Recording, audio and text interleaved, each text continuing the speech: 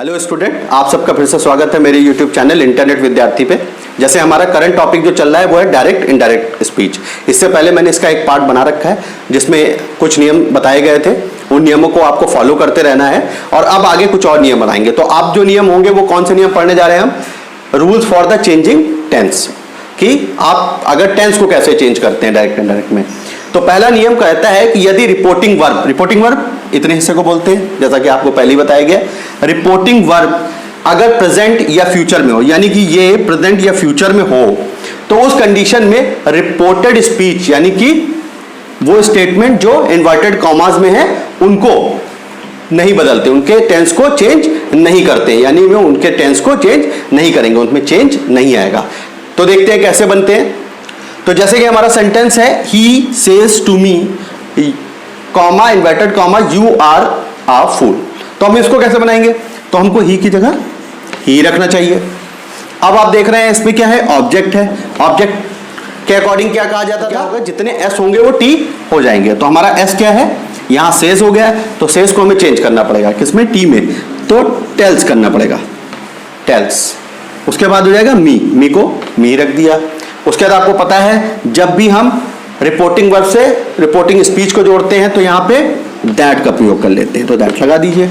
अब आपको देखना है यहां का टेंस नहीं चेंज करना है, लेकिन प्रोनाउन चेंज होगा। कैसे होगा? यहां पे यू है, यू क्या कंसीडर करते हैं? सेकंड पर्सन करते हैं।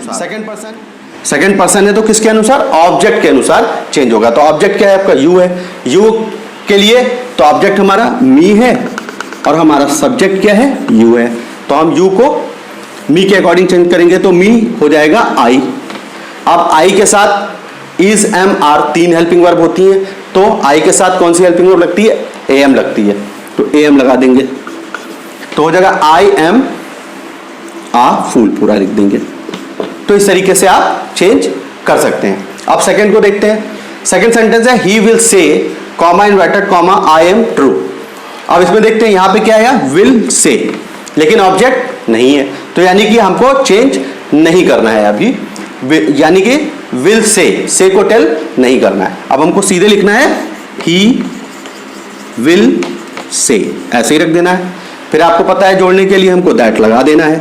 अब आते हैं हम कि इस सब्जेक्ट को कैसे चेंज करेंगे। तो सब्जेक्ट आई है, आई और वी क्या होते हैं? फर्स्ट पर्सन होते हैं। फर्स्ट पर्सन को किससे चेंज करते हैं? आपको सब्जेक्ट से चेंज करना होता है। किसके सब्जेक्ट से? रिपोर्टिंग वर्ब के सब्जेक्ट से। रिपोर्टिंग वर्ब का सब्जेक्ट कहां है? ये है, ही है। तो ही को कैसे चेंज करेंगे? ही एज अ सब्जेक्ट भी ही रहेगा, तो ही हो जाएगा। ही के साथ इज एम आर में से क्या यूज करते हैं आप? इज यूज करते हैं, इज ट्रू। इस तरीके से लिख देंगे तो आपका सेंटेंस बन जाएगा, he will say that he is true. तो इस तरीके से आप सेंटेंस को चेंज कर सकते हैं। जबकि रिपोर्टिंग वर्ब में प्रेजेंट या फ्यूचर हो तो रिपोर्टेड स्पीच में टेंस चेंज नहीं करते हैं, लेकिन आपको प्रोनाउन चेंज करने हैं।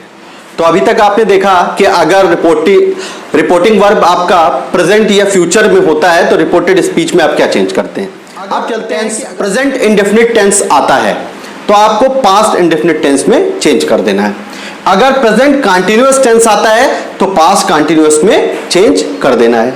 अगर पास्ट परफेक्ट टेंस आता है, प्रेजेंट परफेक्ट टेंस आता है तो आपको पास्ट परफेक्ट टेंस में तो पास्ट परफेक्ट कंटीन्यूअस में चेंज कर देंगे। तो आसानी से समझ में आता है, यानी कि जितने प्रेजेंट हैं वो उसके अल्टरनेटिव पास्ट में चेंज हो जाते हैं। अब आते हैं, अगर पास्ट में ही आ जाए, यानी पास्ट इंडेफिनिट हो तो क्या करना है? पास्ट इंडेफिनिट हो तो पास्ट परफेक्ट में चेंज कर दीजिएगा। अगर पास्ट कंटीन्यूअस टेंस हो तो पास्ट परफेक्ट कंटीन्यूअस में चेंज कर दीजिएगा। लेकिन दो जगह ऐसा होगा कि कोई चेंज नहीं होगा। तो कहां चेंज नहीं होगा? पास्ट परफेक्ट में और पास्ट परफेक्ट कंटीन्यूअस में चेंज नहीं होगा। तो ऐसा क्यों हो रहा है? आप देख सकते हैं, आपने इंडेफिनिट में परफेक्ट को ऑलरेडी ले रखा है और कंटीन्यूअस में भी ऑलरेडी परफेक्ट कंटीन्यूअस को ले रखा है। तो अब आपके पास बदलने के लिए जगह ही नहीं बदलती, एक जैसा कुछ हो नहीं सकता। तो डिफरेंशिएशन करने के लिए इसको आपको चेंज करना होगा। अब आती है बारी कि विल और वुड, यानी कि फ्यूचर का क्या होगा। तो आगे चल के देखते हैं क्या होता है। तो अभी आपने देखा कि अगर पास्ट में रिपोर्टिंग वर्ब होती है तो कैसे चेंज करते हैं। अब कुछ और सर्टेन चेंजेस है वो हम देखने जा रहे हैं, जैसे विल और शैल का क्या करना है या मे का क्या करना है। तो इस तरीके से देखते हैं कैन में मॉडल का क्या करना है आपको। तो यहाँ पे कुछ एक्सिलरीज लिखी हुई हैं जिसमें लिखा है निम्नलिखित तरीके से डायरेक्ट से इनडायरेक्ट में चेंज कर दिया जाता है। यानी एक्सिलरीज आ गई अगर, तो हम कैसे चेंज करेंगे? तो अगर विल आ जाता है कहीं पर, तो उसका पास्ट फॉर्म आपको पता है वुड होता है, तो वुड में चेंज करना है। शैल का पास्ट फॉर्म शुड होता है, तो शुड में चेंज करना है। मे का पास्ट फॉर्म माइट माना जाता है, तो उसको चेंज करना है। कैन का पास्ट फॉर्म कुड होता है, तो कुड में चेंज कर दीजिए।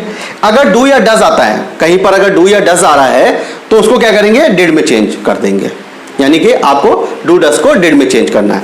उसी तरीके से इज एम आर अगर कहीं पर आ जाता है तो उसको आप वाज वर में, यानी कि सबको हम पास्ट में ही चेंज कर रहे हैं, वाज वर में चेंज कर देते हैं। उसी तरीके से हैव या हैज आ जाता है तो आपको क्या करना है? हैड में चेंज कर देना है। अब जैसे कि आपने देखा कि कुछ आपने शब्द देखे थे कि जैसे एक्सिलरीज को कैसे चेंज करेंगे, वैसे ही कुछ वर्ड्स भी होते हैं जिनको हमें चेंज करने की जरूरत होती है। अगर वो कहीं पर यूज हो रहे हैं तो उनको भी हमको चेंज करना पड़ता है। जैसे हेयर अगर कहीं लिखा हुआ है तो इनडायरेक्ट अगर आप बना रहे हैं तो आपको देयर करना पड़ेगा। उसी तरीके से अगर दिस लिखा हुआ है किसी सेंटेंस में तो वो दैट में चेंज हो जाएगा। अगर दीज लिखा हुआ है तो आपको दोज में चेंज करना पड़ेगा।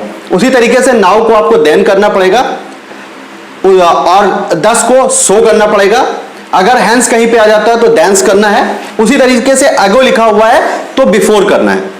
यानी कि ये सब पास में ही जा रहे हैं। आप देख रहे हैं ना, इसको अपोजिट, इसके अल्टरनेटिव पे चेंज कर देना है। टुडे को दैट डे करना है। तो कुछ और वर्ड्स जैसे अगर टुमारो कहीं पे लिखा होता है डायरेक्ट में तो इनडायरेक्ट में हमें द नेक्स्ट डे करना होता है।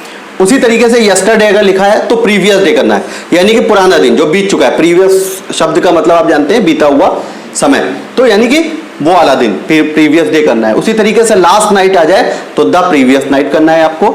लास्ट वीक आ जाए द प्रीवियस वीक करना है। उसी तरीके से टू नाइट आए तो दैट नाइट, अगर टू नाइट आता है तो दैट नाइट करना है। द नेक्स्ट डे आ जाए तो द फॉलोइंग डे करना है। प्लीज चैनल को लाइक शेयर कमेंट करें और चैनल को सब्सक्राइब कर लें और नोटिफिकेशन बेल को जरूर दबा दें।